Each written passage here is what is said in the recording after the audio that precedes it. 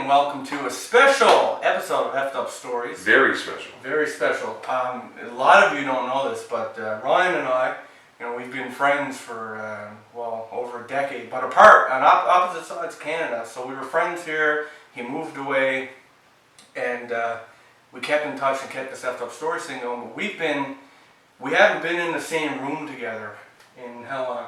Over 4 years. Over 4 years, and so it's not very often that we get to do this. So we don't even really have a game plan. We're going to sit back and we're going to do a special episode of Effed Up Stories as friends.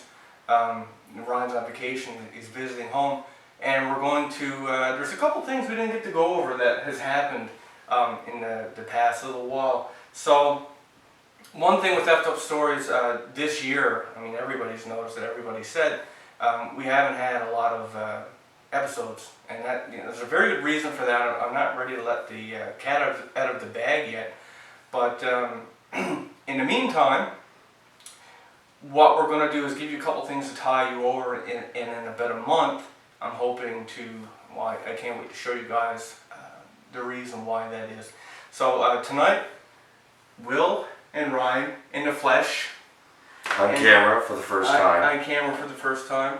And the sound quality is going to suck. I just moved. I don't have enough sound materials to do this room right. Enough acoustic paneling. I can't, and I don't have shotgun microphones. We picked up a couple of couple Workman lights, actually, just to give you some lighting for this video. I thought it was going to be like $40, $230 later. A little bit ticked off, and they're kind of good. That's actually only one light. We weren't going to do the 3-point thing, but whatever. And we're going to be doing a little bit of drinking on the episode. But so this is more or less some things we didn't get to touch on. We didn't do these episodes for a while now. Everybody's been asking, have we died? So let's go over some of the things that happened in the past little while that we didn't ever mention. We finally crossed the 10,000 subscriber mark. 10,000 subscribers. 10,000 subscribers. Never thought in a million. How awesome is that? We never thought in a million years that this would happen. Let's, for everybody who don't know, because there's a lot of you, how did Effed Up Stories come to be? Well, I'll let you start it, and then I'll chime in when you're wrong. There you go. It simply started out of our own conversations, just telephone calls, and we're talking, 2, 3, sometimes 4-hour telephone marathons about all the stuff that we talk about on the show. Whenever we record a show. I was going to say every week, but that would be a lie. We want it to. We want to, but schedules being what they are. So, in essence, that's really how Effed Up Stories started. And it was you who approached me, and you said, people would be interested in these conversations. We should record them and put it on YouTube. And I said, you're fucking ridiculous. And I was lying. I didn't truly believe it, but in a nutshell, what it was that Ron had moved away. This was shortly, some years after. It wasn't that short, it was a couple years after. Yeah. But, so when we would catch up, I would phone Ryan would phone me, and we'd always end up on this topic of the paranormal or a conspiracy or something like that. So, that was just our conversation, right? It always went there. And I had happened to be doing a web development program, and I had to make a website for school, and I was like, well, I really enjoy the paranormal, I'll make a website on the paranormal. Never really thinking it was going to go anywhere. It was a school project, right? It was an interest of mine that it gave me an excuse to kind of poke and prod there. But then I thought, I had some stories, and I thought, well, this is as far as my family stories I can get. And I was hoping that I'd get, people submitting stories, and nobody knew who the fuck Effed Up Stories was, right? Like, how do you do that? So I really didn't think anything would happen. And when I approached Ryan, we were just talking on the phone one night, and I was like, this conversation we're having, this should be the show. It was like Seinfeld. It'd be about nothing. It should just be this thing that we do here. And, I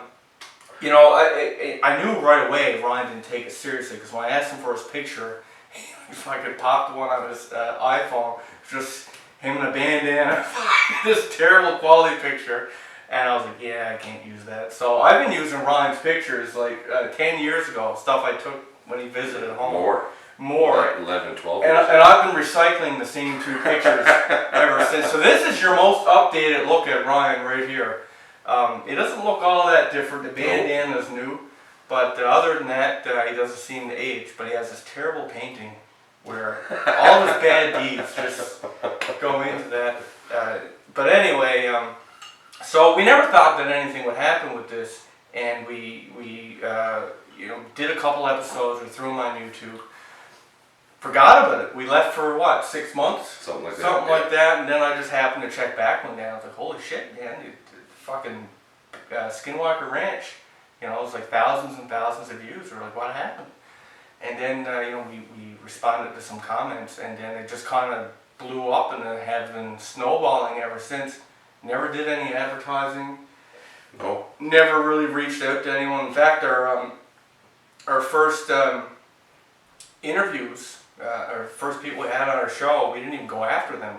Guys, Mackie came to us, and he was like, I think, isn't it? Yeah. Yeah, and he was like, I'm a fan of your show. I know I can get you guys Jason Haxton. We were like, okay. And then he came to us. I can get you Chris O'Brien. And again, we were okay. And then we asked a couple people. You asked Nick Redfern, and I think David Weatherly. I asked Howard Storm, and honestly, it's been easy. Like we just don't do it because we're lazy. But yeah, it's difficult to coordinate our schedules because, of course, it's a 3.5 hour time difference. Plus, if we add a third person into the conversation, now we have another. Most likely it's a completely different time zone to factor in. And it's worked well for us, like with people who are used to doing shows like Jason Haxton, like Chris O'Brien. They're always on time. It's very smooth, right? Mm-hmm. But when it comes to interviewing people, like just people who send in stories, that's a whole different story. There's been, I don't even know if it was a 50-50. A lot of times we'd sit, It's probably more like a 70-30 of people not showing up, right? And so that's one of the reasons we don't do that very much anymore. But we do it sometimes. Like if a story really grabs us, we'll do it. But in any case, so that's how Effed Up Stories came to be. I mean, we started off not very serious at all. And then I think people just expected more. They enjoyed it, so it gave us, I guess, a reason or motivation to do it. But we totally didn't set out for to create a semi-successul podcast. I mean, hell, we've been approached by 3 TV networks. 3 TV networks. In the past 2 years, we've been. The first one was. Should we say names? I don't know. We should probably just leave. How about this? We almost this close to have been on mainstream, real like sci-fi. Yep. The Animal Planet. We were almost there, right? Same kind of format as stuff like Finding Bigfoot and Mountain Monsters and that kind of stuff. So two near misses. 2 near misses. Yeah. So yeah, that's how this came to be.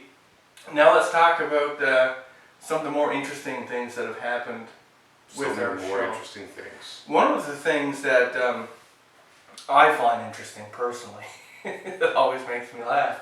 Oh, Jesus. Yeah, well, we're going to have to point this out. It always cracks me up. But like I said, when we first started this, we didn't expect Effed Up Stories to, nobody was going to give a shit, right? So, Ryan and I, of course, have, we've dabbled into some things. Him way more than me. I mean, he's gone miles into the fucking darkness that, like, I would be more at the edge there saying, Ryan, what do you see down there? Is it bad? Yeah. Can you explain it to me? So I vicariously experienced some of the stuff through Ryan, and I'm the more cautious of us, you could probably tell. But anyway, so Ryan has a storied history with the occult, Satanism and stuff. And, he dragged me into it a little bit, and of course I got out, that's not my thing. I'm back with God again. I'm on good terms with God, I hope.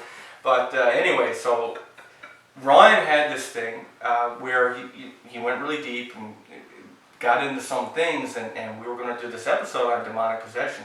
It's our second most popular show, and we had this conversation before the show, and I said, Ryan, what if we talk a little bit about your past and this stuff? And he was like, no, Will. The answer was absolutely no. Absolutely not. He didn't want to talk about it. Yeah. And I was like, okay, Ryan, man, but no one's going to see this, right? So we get into the episode. We're halfway through, and I'm like, so Ryan, what about that? Right on the spot. Right on the spot. What about that experience that you had when you did destruction rituals and all this stuff? And Ryan, he's on the spot, right? So he's like, fuck it, yeah. So I did this, and so after the show, I say, don't worry, Ryan, man. No one's gonna see this. This is gonna, And for almost 6 months, nobody did. And then, bang! It's like the second most popular episode we have. So thousands and thousands of views. It's like well over 100,000 views now. So, and so much so, he has a friend. I'm not going to mention names, but that just really fucking cracked me up too. Like, it delights me in part because he dragged me into this, and I had a terrible experience. So it was almost like karma, right? Karma's come back to get him a little bit. And anyway, so his friend, and was that when they were getting married? They were leaving on their honeymoon, so this is in the new place I'm living now, across the other side of Canada. And they just get married, and they hop in his truck, and they're driving out to beautiful Banff, to Lake Louise, to spend a couple of nights together, newlyweds. So he does what he always does. He loads his phone up with a bunch of podcasts and like every good person should. That's right, and sticks them in his truck, and they start their drive. And lo and behold, one of the podcasts he had loaded up was a demonic possession one that he had never listened to before. And needless to say, by the time the ride was over, he's the devil we know. And it was a big experience for them, and that's why I didn't want to talk about it in the first place, because it's one of those things now it's on the internet. It's I'm living with that forever. He sacrificed his cat. I've never done that. Yet. Yeah, I love my someone else's cat. Fucking load him up. But so how was it? They were in the car. It comes on, and there's this awkward song. Well, they're just sitting there staring. From what he told me, they're just sitting there staring at one another, like, "Oh my God, he's into the occult, like for real," and blah blah blah. And it was his wife more freaked out than anything. Yeah. Because he was my buddy. He knows what I like, but she's like, I don't know if I want this guy around my kids. And she was freaked out, right? Yeah, legitimately very bothered by it. And I believe your friend came to you and like, kind of real solemn, I listened to your podcast. I'm like, yeah, I got lots of them. Which one was it? The demonic possession. Oh, that one. That's an old one. That's an old one. So yeah, we learned some stuff. Yeah, I bet you did. And so it brings me great joy. Yeah. Every time I hear these stories, and like even today, like there's people that'll find me like, Ryan, I want to save you. If you just, and that just lights you up too. It do. I'm fine. I don't need to be saved. Well, anyway, maybe. But anyway, so that's one of my good memories, and of course, like the first handful of episodes that we did actually happened to us. Yeah, it was just our personal experiences. Right. Probably the big reason why we're interested in this stuff, right?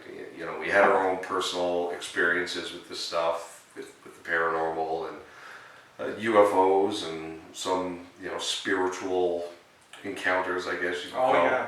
In fact, something that's kind of interesting. There's certain things I know that I can't say, but you and I have been affected for real from doing this show. Like we've actually had things happen to us as a result of the show. So I've been asked, we get a lot of emails. I should take this opportunity actually to apologize to anybody who's emailed me in the last 6 months that I haven't gotten back to. It really isn't a personal thing. I've just been so busy. I've got them flagged. It's just I don't know if I can ever keep up with them. It piles up, and if you're not, it's one of those things where you'd almost want to be able to hire somebody to just go through. We do. We've actually looked at taking people in. We've discussed this, taking people in to do different jobs. Of course, the issue being that, like, despite the workload and what it takes, and despite how many people view it, the money doesn't weigh this. You know, Well, it doesn't translate into the, you know, if you were doing an hourly job, you would be paid a hell of a lot more money than, you know, what is put in on an average YouTube video. Oh, even though we don't even do video. Thank God. That's a whole. You know, this was a pain in the fucking ass. It's not even any good. Right? This is just slapped together fucking like workman lights. You know, a condenser microphone is going to sound like ass over there. You're just going to hear the room. You know, the video's on my DSLR picture camera. Which and it's still all literally hundreds of dollars of equipment and, you know, some time ago. But, you know, just to illustrate the, I guess, it turns into, everything snowballs. Oh, and yeah. There's so many things that need to be done from before the day leading up to sitting down to record, sitting down and recording and putting it together. Because it's always something, that's the tough part for me, because some days, you know, you just want to read the words off the screen, kind of phone in the show, and, you know, I got bills and stuff to worry about, I got this, that, whatever. But you know what, it doesn't feel right, it doesn't feel fair, because we have so many people who, over the last 4 years, I mean, some people have literally been watching this stuff and talking with us and emailing back and forth with us for like 2, 3, and some people 4 years. And it wouldn't be fair. And even if it's... We would rather not put out a show. Than to dump some garbage out. And, you know, originally we had planned to do a couple of more episodes, but I lost my audio. We managed to get one recording done. And then, you know, by the time it got mastered and uploaded, but, you know, I'll be home in a couple of weeks. And he's got a damn good vacation. I had 2 fucking weeks. They're gone now. Yeah, 37 days. Yeah, on my vacation, I worked on this project. Yes. That I can't mention yet. That's right. But, yeah, so like this year, and you just moved, I just moved. It's been a real clusterfuck, really. But, you know, like Ryan said, when we first started the show, what a show consisted of was like nothing compared to now. Yeah. Like now, there's like every show is like at least 4 to 5 hours of just piddly shit that has to happen. And then there's the unknowns that take like 5, 6, 7 hours sometimes. I thought you were going to Donald Rumsfeld that. There's things we know, things we don't know, there's things we know we don't know. There's known unknowns, unknown knowns. I fucking died the first time I heard that. Because it was in the compilation. Yeah. And I was just like, what the fuck, right? But, so we have had things happen to us as a result of the show. There's certain things that really blows my mind that I can't even say. I think the biggest one that seemed to have reached across the miles was the Divic box. Oh. I think that one, because even that, it seemed like it reached out across the miles a little bit. That one brought in a lot of, and you know what, the Bell Island one too, I've had a lot of people who were like scholars. See, he was angry that day, my friends. Old man trying to Sent back soup and a deli. So if we're looking like we just moved, I now have a fresh drink, whereas before I had none, or I was almost out. It's because Ryan smokes, and I won't let him smoke in my house. Yeah, But, so I gotta go outside and smoke like an animal. I have to go out like an animal. And in fact, we do get some comments sometimes with little sounds to hear in the background of our show, and Oh, you know, the clicks of the lighters. clicks and the scrapes and the this and teapots. Yeah, it's literally a table of glasses of water and vodka and coffee and cigarettes, ashtrays. And sometimes he cooks meth right there on the show. So so if everything just moved around a little bit, that's what it is. I'm trying to facilitate his habit, but not in my house.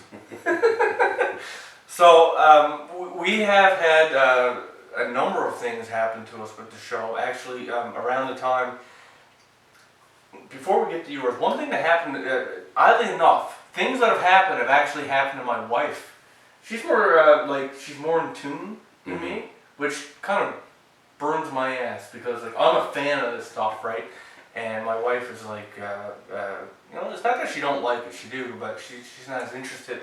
But one thing, she works at the hospital, and at this point in time, she's got a much better job now. But at this point in time, she had worked. She was like a ward clerk, or she worked in a merge or something like that, and they had these security cameras around, right?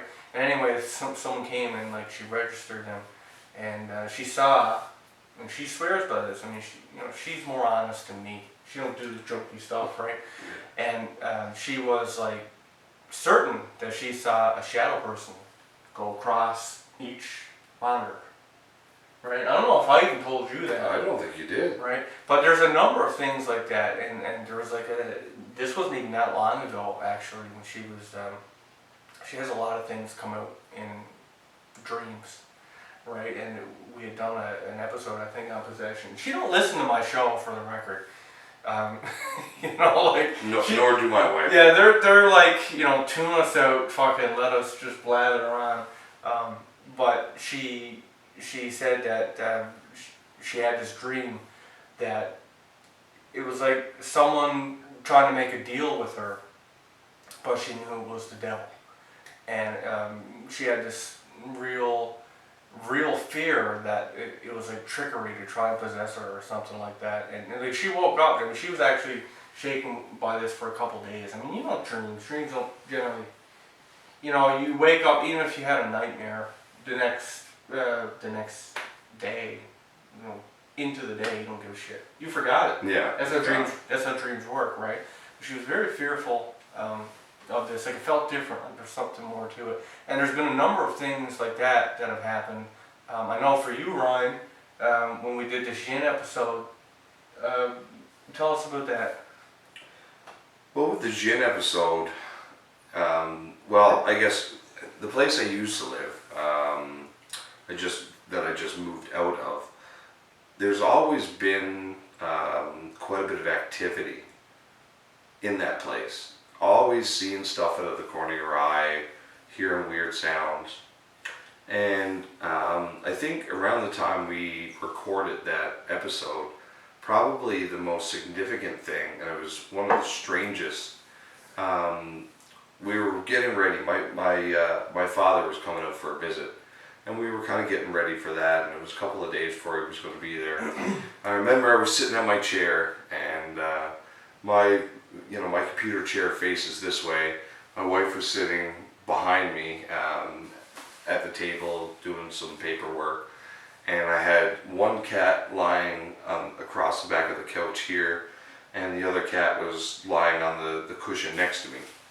And suddenly this black orb just kind of lazily floats into the room, and I see it out of the corner of my eye, and I turn my head like this to look at it, and I'm looking full on at this orb, and it kind of picks up a bit of speed, and it wobbles a little bit like this, and just whoop, right over the table and through the wall. But the thing that gave me the chills was that as I was watching it, both of my cats looked up and were tracking it along with me. And as it started to move across the table, I was turning like this, watching it, and out of the corner of my eye, I could see my wife tilt her head back and watch it go, and then whoop, right through the wall. And She said she saw like a face. No, well that's the next one. Okay. So, and she turns and looked at me like, and I said, yeah, I saw that. Did you? And she said the black orb. So we definitely seen, and along with our cats as well. And then I guess it was probably about a week later. Now my father was here visiting, and the cats were being strange again. There was always this one corner of the house that they were always really preoccupied with, and it was right up in the corner, where the walls and the ceiling meet, right in the corner of the room. And the cats were kind of preoccupied looking up at it over and over throughout the day. And I can't remember exactly what my dad said. We were all sitting there watching TV, I think. And, I noticed this disturbance up on the wall. I looked up and I seen like this, this weird kind of pulsating shape, which is kind of similar to because I looked up and I didn't say anything. The two cats were like going ape shit because they were trying to get up on there's a little shelf, like a little mantle up there, and my wife had all kinds of fairy figurines on top of it, and there's no real room on it, but the one cat was up there like almost impaling itself on figurines, trying to worm around and get closer to this corner. And later on that night, after my dad had gone to bed and we were in our room, I asked her about it. She said that for her, she had seen like a face pressed against like a membrane against the wall, and almost stretched out, and then kind of sink back in. And it wasn't until the next day when I just kind of made a comment. I said, "Oh, look, the cats were," because we just started calling it the portal, because there was always stuff flying. You bought a house and there was a portal in the basement. Yeah. Like Oblivion.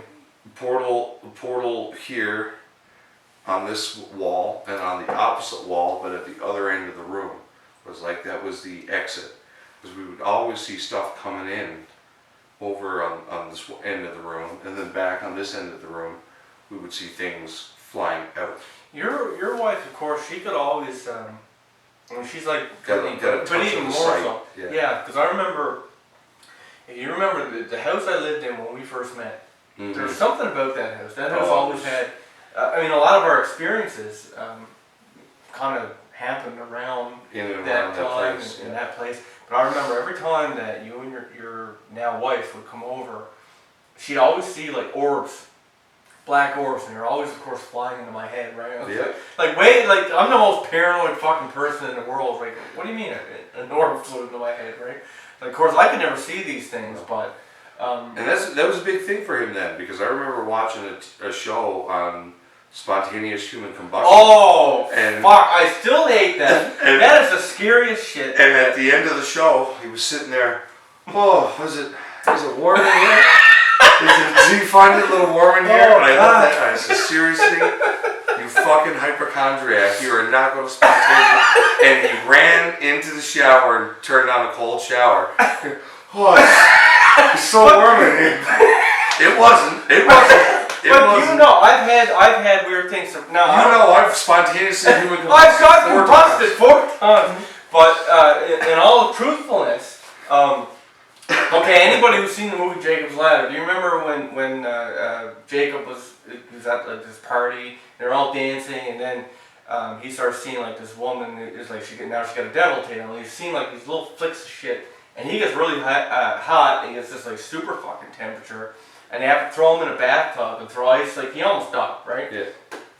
When I was in fucking when I was away for college, and me and my now wife were living in this little apartment, and they had a Blockbuster still, so it was a while ago. But we went there and it had these previously viewed movies that you could buy, and they had the new Exorcist, and I don't think I'd seen that at that point. And I was like, fuck it, let's pick this up. And I mean, truthfully, we watched the movie, and I was pretty bored.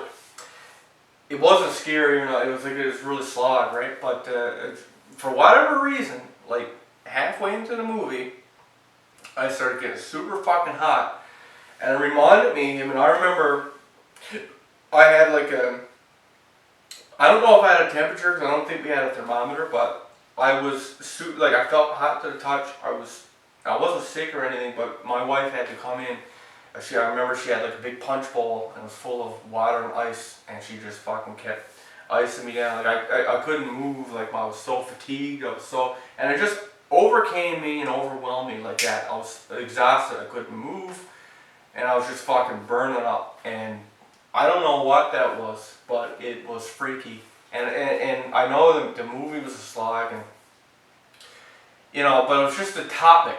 The topic of the devil and possession, and the fact that this would happen at the same time. It got me wondering, and I'm not saying there is a connection, but it was just at the time, really freaked me out and made me, wonder, right? Yeah, well, it had to be watching The Exorcist and not fucking like A Bug's Life or Finding Nemo or Finding something. Nemo.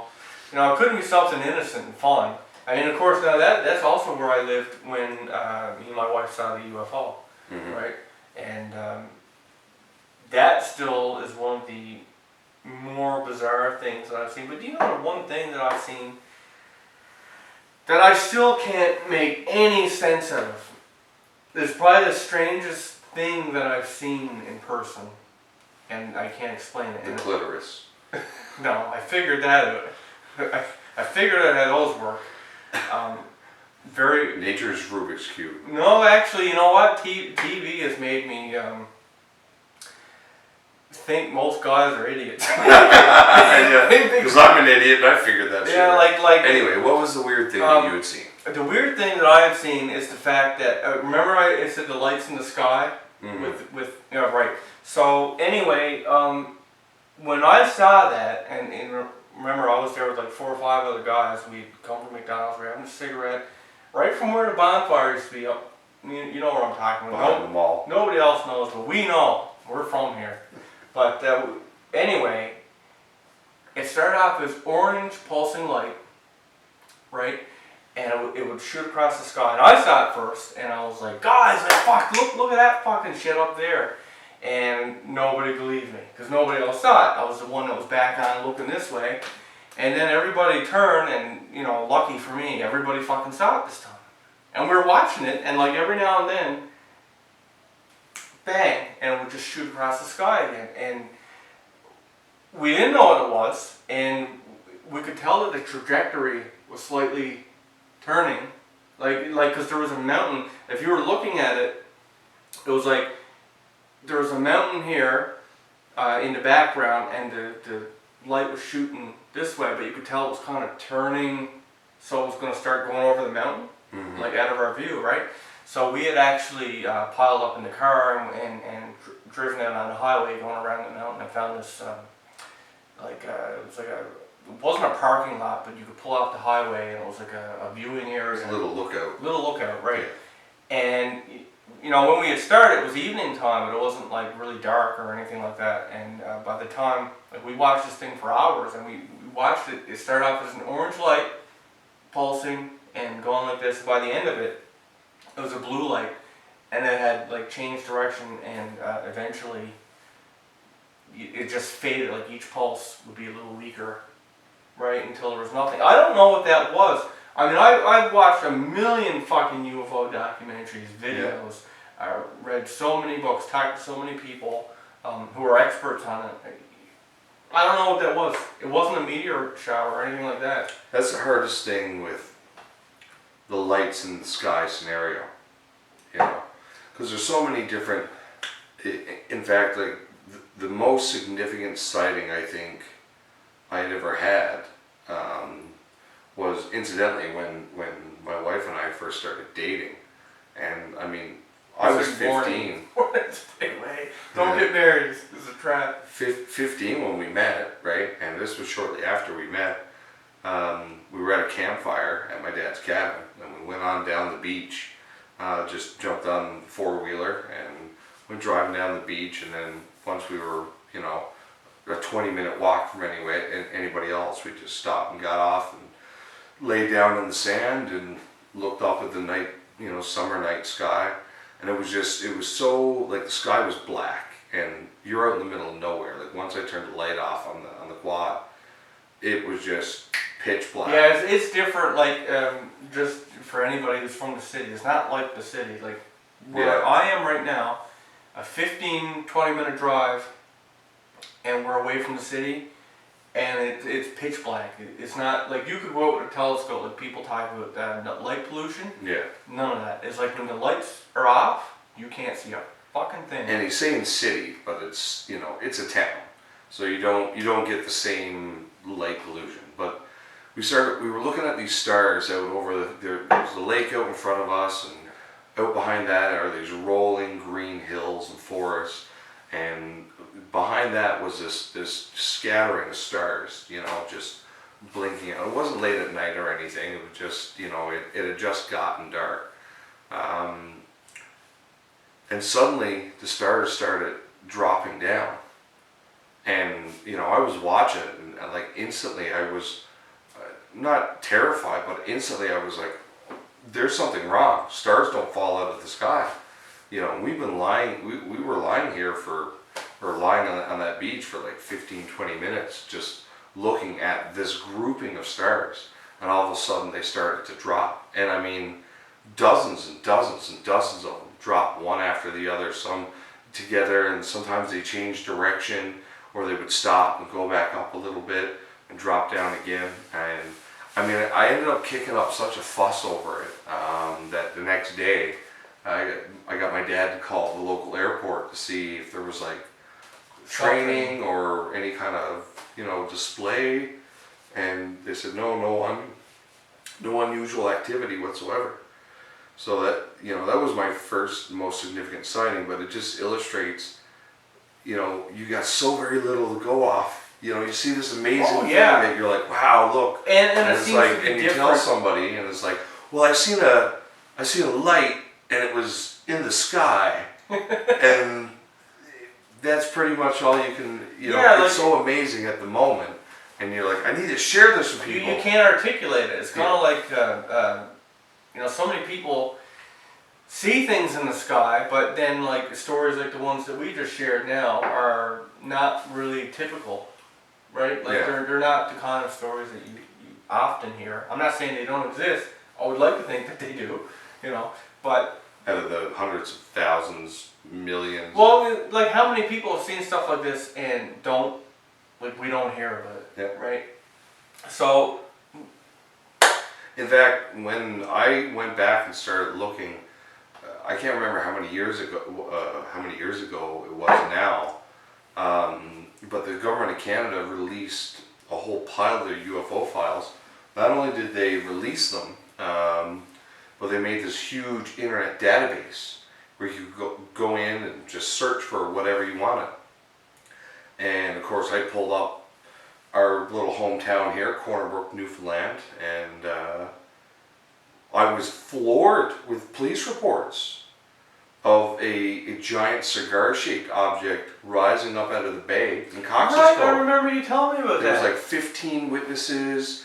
The RCMP was out there. These people seen lights in the water, and all of a sudden, this giant cigar-shaped object just rose up out of the water and hovered for a few seconds, and then.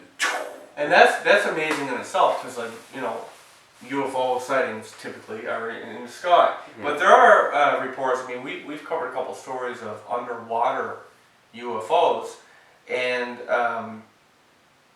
it makes you want to categorize them differently. But I don't think they are USOs. They call them, isn't it? Unidentified submerged objects. Yeah, but like. I would imagine if you could fly through space with crazy gravity technology, But it makes you want to categorize them separately, but I don't necessarily think they are, right? Just their technology. Probably a lot easier to operate, 50 meters under the surface of the water and do whatever you need to do there. I don't know, but I just...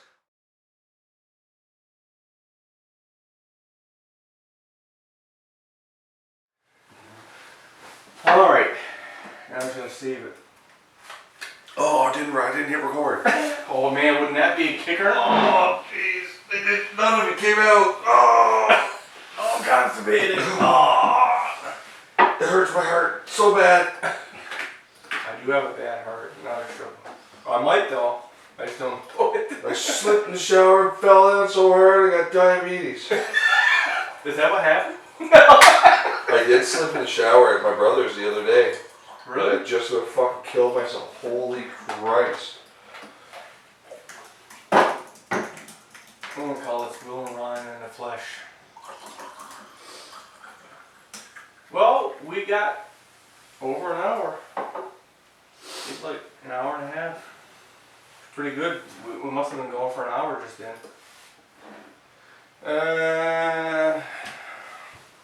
I'm just gonna make sure, I have it. Oh, geez, it's still recording for